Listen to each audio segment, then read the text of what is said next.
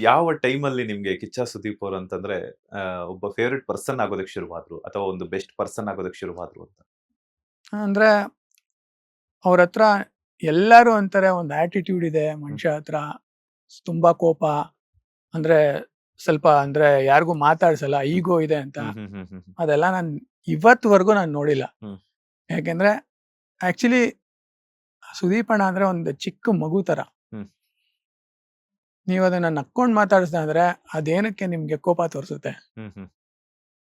ನೀವ್ ಆಟಿಟ್ಯೂಡ್ ತೋರಿಸಿದ್ರೆ ಮಾತ್ರ ಅದು ಆಟಿಟ್ಯೂಡ್ ತೋರಿಸೋದು. ಸೊ ಅದೊಂದು ಮಗು ತರ ಅನ್ಸ್ಬಿಡ್ತು ನನ್ಗೆ. ಆಮೇಲೆ ಅವ್ರ ಜೊತೆ ಬೆಳೆಯಕ್ಕೆ ಅವ್ರದ್ದು ಅಂದ್ರೆ ಡೈಲಿ ಹೆಂಗೆ ಅವ್ರ ಲೈಫ್ ಕಳೀತಾರೆ, ಹ್ಮ್. ಎಷ್ಟು ಕಷ್ಟ ಪಡ್ತಾರೆ, ಎಷ್ಟು ಹಾರ್ಡ್ ವರ್ಕಿಂಗ್ ಆಗಿರ್ತಾರೆ ಲೈಫಲ್ಲಿ. ಹ್ಮ್. ಸಿನಿಮಾ ಅಂತ ಬಂತು ಅಂದ್ರೆ ಎಷ್ಟು ಜೀವ ಕೊಡ್ತಾರೆ ಅದಕ್ಕೆ.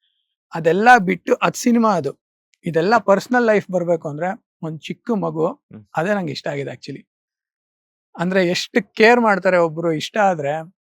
ಕೇರಿಂಗ್ ಆಗ್ಲಿ, ಅವ್ರಿಗೆ ಹೆಲ್ಪ್ ಮಾಡೋದಾಗ್ಲಿ, ಅವ್ರಿಗೆ ಗೊತ್ತಿಲ್ಲ ಹೆಲ್ಪ್ ಮಾಡೋದಾಗ್ಲಿ, ಹ್ಮ್, ಹ್ಮ್, ಅದೆಲ್ಲ ತುಂಬಾ ಮಾಡ್ತಾರೆ.